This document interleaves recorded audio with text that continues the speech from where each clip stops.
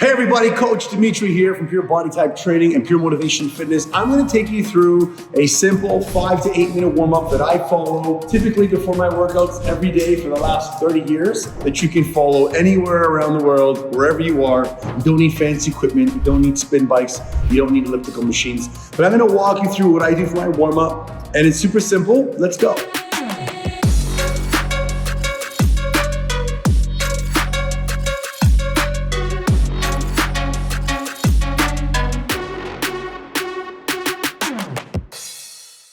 One, you have a cardiovascular component where you're warming up your heart rate, getting your body hot, getting your body warm. You want to make sure you increase your body temperature. You want to increase synovial fluid to all the main joints in the area. And you want to make sure you mentally prepare yourself for that warm-up. Then we follow into what's called a movement preparation. And the movement preparation is simply designed so you can get a lot more range of motion and warm up the actual muscles that will be working without holding them in static positions. And then we will go through some band distraction techniques. Because I'm working upper body today, I'll show you how to go through the band distraction techniques for increasing range of motion in the shoulders. All right, let's go. So typically, I like working against gravity. I like skipping rope. I don't like using machines. And I have a really cool rope here. I'll bring it close to you guys so you can see here. But it actually has the amount of steps that I'm going to get or the amount of skips. So let's just say I hit 5 right now. How cool this is, man. I got 4 ropes right away. So what I want to do is I'm just going to set my stopwatch up. And I'm going to say, you know what? We got 4 minutes to go. And ready, go. All right. So 4 or 5 minutes of some kind of exercise to increase your heart rate. If you're not good at skipping, I highly suggest you practice or try. Reason being is, skipping is the ultimate exercise. Now, if you have ankle issues, if you have knee issues, spinal issues, then maybe it's not the best exercise for you. But skipping actually is like a 2-for-1. And what I mean by that is, like 10 minutes of skipping is almost 20 minutes of actual cardio. Because you're going against gravity. Now, if you can't skip rope, it's okay, man. Look, I can get creative. If you just do this for 5 minutes, you're going to feel your body warm up. And for those of you who are trying to lose body weight, if you're not doing this movement every day, you ain't going to get stronger. So if you're a beginner, you go with hops. Hopping on your feet. You go 2 feet together. Throw the hands in there. But for me, because I want to count my reps, I'm at 43 skips right now. I'm going to skip rope. Now, skipping tips number 1. Don't jump. As you can see, it's getting really hard. And I'm tired because I'm jumping so much. Skipping should be a nice, light jump. And you should think of trying to kick your shoes off. So if I'm going to kick my shoes off. Kick my shoes off. Let me go back and you can see.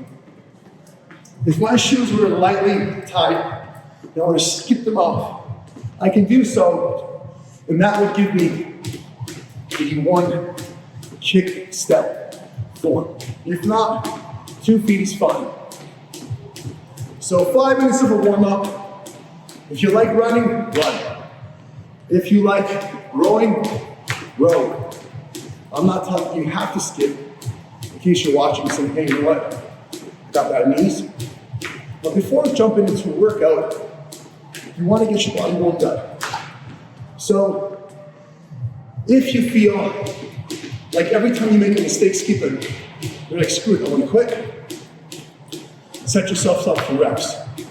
Then say 20 reps, then I'm going to hop into 20 jumping jacks.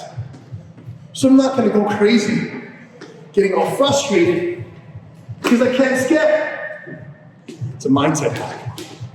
If you can skip, try to be creative. Crossovers are really good because the more advanced you get, the more advanced your skipping can get. Now I can already feel my Achilles tendon, which is right behind your ankle, starting to get really, really, really tight. So this is telling me that that part of my body is a little bit more warming up. So I can stretch out my hams a little bit in case they're tight, and I'll go back. Now listen to your body. If you ever feel that your body's telling you something's hurting, pay attention to it, stretch it, assess it, get diagnostic imaging, ultrasound, x-ray. Don't just leave it. But I won't need that for my today because start feeling a little better. All right, we got about 3 minutes left. Now, if you don't want to skip rope and you have access to a heavy ball, you can just do movements. 10 shoulder presses to get the upper body warmed up. Okay? I'm going to squat, warm up my lower body. If the movement is continuous, and you're doing it over and over again, straight, for 5 minutes, that's going to count as a warm-up. I can twist each side. If I want to use the wall, I can combine. But again, this part of the warm-up, you go from down to up in an angle. This is just to warm the body up. You want heart rate elevated anywhere, I would say, to get your body sweating between a 75 to 85% intensity. That way, you're teaching your brain and your body that we're going to do some work here. Now, you can tell, I'm going to look at the hamstrings now, from here, come back up. You can tell that I'm starting to need to take breaks into my breathing. So that's going to be roughly at around 65 to 75% intensity. When you're unable to keep a conversation going regularly, you know your intensity is high. Got about 2 minutes left. So you use an object. If not, get your body moving then. It's 5 minutes. Now choose exercises like I am right now. So I'm going to work on both upper and lower at the same time. So this movement that I'm doing here is going to warm up the back muscles as well. Not just the front, the pretty muscles, but the back muscles. I'll do some kicks to warm up those hamstrings. 3, 2, 1. Switch it up. Because too many people jump into a workout cold, not properly warmed up, not mentally warmed up, not prepared for a great workout. So 30 seconds left. Nice and hard. Knees up. Let's go. Let's go. Let's go. Let's come down to the floor. Plank jacks out. Now, this is another form of warm-up. You're in a horizontal position, and I'm working that core. Same time. 5, 4, 3, 2, 1. 5 minutes going down. Now I move to some of the equipment I have. All right, guys, we're in part 2 of the warm-up. This is called the dynamic movement preparation or movement prep. Typically, I feel that this is more important than the actual beginning part of the warm-up, which is the actual heart rate igniter or the heart rate increase. And I would suggest that people do this before they train, or else don't work at all. Don't work out at all, because you're not going to prepare the muscles for tension, for explosive movements, or even long endurance exercises. And you don't want to get injured, especially over 40. So first things first, I start off with the lower body, and I'll go from hip mobility. Just think of the joints here. We're trying to open up the hips. We're trying to warm up the low back. We're trying to warm up the mid-spine, the thoracic spine, and then upper body and shoulders, okay? Super simple once again. We're gonna start off with some movement prep. So I'm gonna have toes up, and I'm simply gonna drop down low. This is called the seated hip openers. Okay, and all you wanna do is think of 6 to 8 repetitions. That's it. You move from exercise to the exercise. Now for here, what I'm looking at doing is dropping down the hips without having my bum in the air. Some of you who are tight, your bum's gonna lift up, and it's okay if it does. Just telling you need more mobility. Dropping down to here, and again. Now, if you wanna get more advanced, you want bonus points? No leaning back. Now, this really forces the body to increase the hip mobility because I can't use my hands. And if you wanna come from here, you can thrust up to throw those hips in, to work on that hinge, and come back down. Okay, boom. Again, 6 to 8 repetitions to warm it up. Now, from here, I'm gonna go to a lying hip opener. Let's get a towel down, I don't wanna get peas. And again, drop the hips, drop the hips.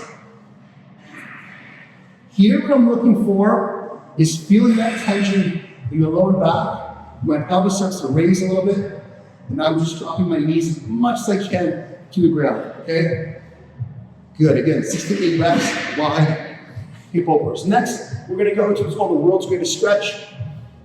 You're gonna have one foot bent, one knee slightly bent. I'm gonna come up to the air. This is to hit the mid-spine, and then as I come down, look at my back, I'm gonna drop it, point my toe. I'm gonna push my elbow to the floor as far as I can go, and then come back up. 1, drop down, 2, 3. This is amazing for the lower body, for the entire groin area, for the hip flexors, for the back. Go 1 more. Okay? We're also doing a stretch. Now I'll perform this one facing you this time. So going up to the ceiling, coming down and dropping that elbow. Now, the better you get at this, the more you'll notice that this elbow can actually touch the floor.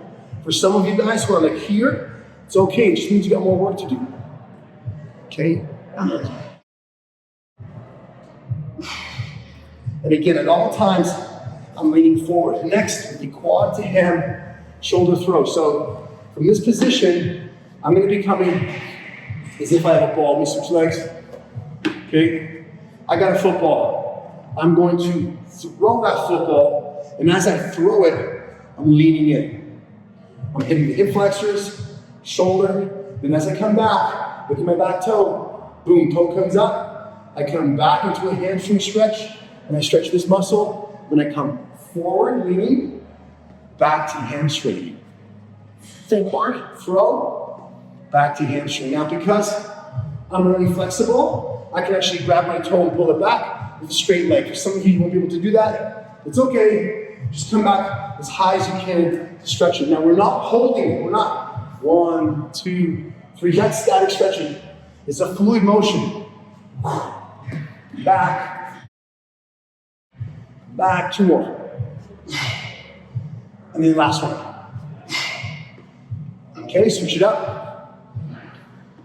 And you can follow along. If this was too fast, just follow along this time, no problem. Stop, rewind. Okay, throw, come back. Come back. Now, this type of warm-up is not something you have to do only if you're weight training. This can be done before a cardio exercise. This can be done before you're playing sport. It doesn't really matter what it is. Get it done. So now, from this position, I'm going to go to fire hydrants. Now just hold my body, I'm pressing down to the ground. I'm going to keep my toe bent, raising my leg up. And just like a dog going to a fire hydrant, doing his business, you're doing the same thing. Now, as you raise your hip up, you hold, 1, 2, then drop back down. Don't let your knees touch the floor. Hold. This is going to activate all those big muscles. Glute medius, minimus, and glute maximus. Especially because when people are training, you're not firing, you're activating those muscles in the glute area. And every movement from the lower body position will activate either all 2 or 3 of those. It's also really good to lower your low back as well. Hold. Check the arms straight, head straight, hold. Okay. Now we went through. We went lower body, hips. Now we're gonna go to mid-spine, okay? So the first thing I wanna do is called a scorpion. In this position, careful, you don't wanna hurt your back for this one. Just for starters, arms straight. Put one leg over your back. And now if you can open up that knee in that direction, hold, that's gonna stretch out your back. You simply come across and repeat. Hold. Again, it's called a scorpion. Now, I'm gonna turn over. I'm gonna turn sideways. Because I'm moving up the body. Now we're gonna go hamstrings and glutes. And your lats. So from this position, hip thrusters. Drive up. Now I like having toes into the air. So I can really feel that glutes and explode up. Don't hold them. Explode. Try to do like 4 with 2 feet. Try to do a few with 1 foot. Get a little bit more range. And then this is the next one. As you go hips up, thrust your body over and tap as far as you can to the floor. Now I'm gonna warm up those lats and all the back muscles. Hips up, reach. Hips up, reach. Okay, from this position now, I can easily go knees to the side, trunk twist, and I'm gonna go to cross. This is called sideline book opener. Coming across and touching down. What I want to do here is relax my head, because certain people keep their head in the air, their tendency in your neck, and just open up, shoulder flat to the ground. Now the key is to keep your knees together. If your mobility is poor, this is going to happen. You have to open your knees to come down. Just slowly, okay. If you're advanced, drop the left leg. This knee's really, really high. Grab onto it. Now watch the difficulty. Way harder because I'm limiting the amount of torso twist I can provide this movement. One more. Now, from the book opener, sideline clock. Now this is one of the best exercises and mobility assessment tests to see if you need shoulder mobility or if you have poor shoulder mobility. And how you're gonna tell is when you lie on the ground and you go in a circle around it, your fingers should be able to touch the floor at all points. If it comes off the floor and you can't hit for that range, then you can touch. Well, that's that range of motion that you're stuck at. You need to improve on, okay? Around there, switch it up, almost done, guys. 5, 4, knees together. 3, drop one leg down, make it harder. You see this arm isn't touching it? So you can tell my left shoulder a little bit tighter. And one more. Sideline clock. Hands are touching the ground. See, I can feel my left shoulder a little bit more tighter. The next movement I'm showing, the stretching technique will fix all of that. One more to go. But I'm more confident now in doing a heavy lift as compared to if I didn't do this technique wrong. Next, I'm going to go to a cat camel. Super simple. Round your back. Arch your back and look up. Round it. Arch and look up. Last one. Right. Next, we're going to go elbow to sky, hands to the floor. Arms straight. I'm going to bend this elbow, touching my ear. Now, I'm going to come up with my shoulder and squeeze. I'm not going to turn my head. Look straight down. 1, 2. And drive as hard and as high as you can go. This is going to work all those muscles that are priming the back to remember what an arched back feels like, looks like, performs like. 2, 3, and 4. All right, that's your movement prep. Lastly, my favorite part is the band distraction techniques. I learned this from Kevin Darby at the DTS workshop. So you take your band, you wrap it around here. Let's get the camera over here so people can see. Wrap it around, pull it nice and tight, just as if you're gonna be going for a pull-up, okay? Now from this position, it's very important you get the claw grip right. The claw grip is like this. You're not clenching your grip, because if you clench your grip and you're gonna be in this position, your fingers are gonna lose blood circulation.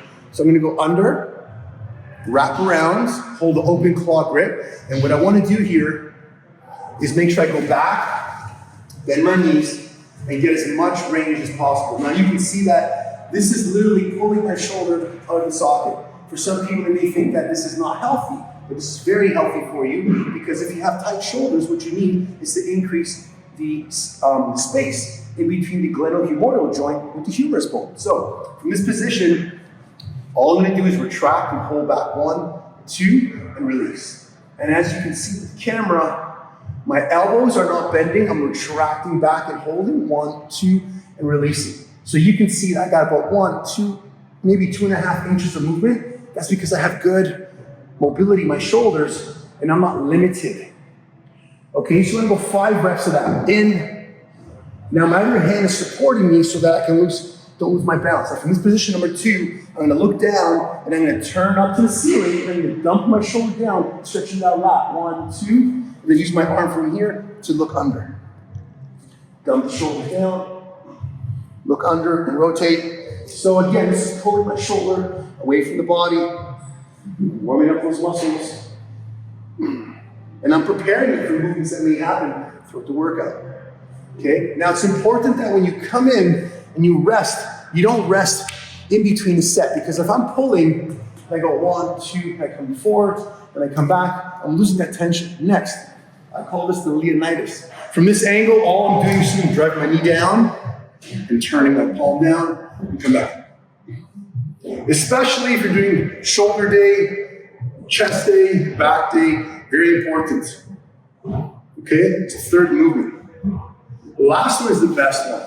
I'm literally going to take over my head, step back into a lunge position. Now this is twofold. I can just lean here and I can feel the entire stretch on the side of my lats and my shoulder, or I can twist and get more range, or I can drop down to my knees, which is the best because now I can really dump my hips over, stretch the entire side of my body, and twist my torso and look up.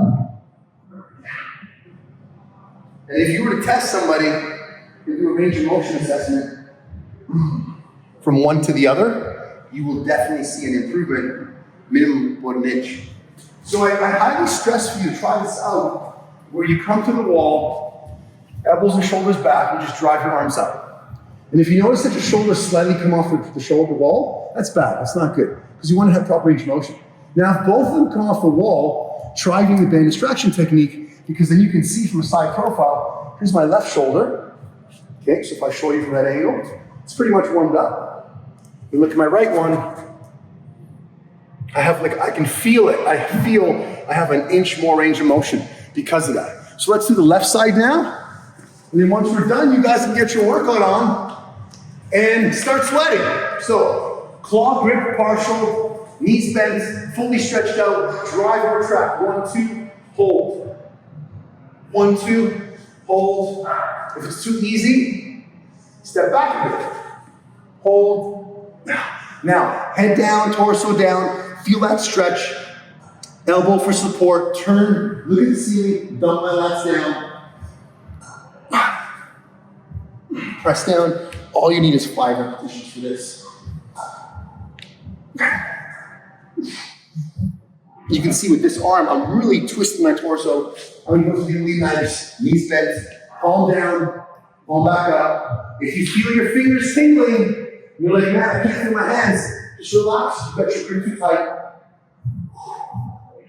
And then from here, the rest.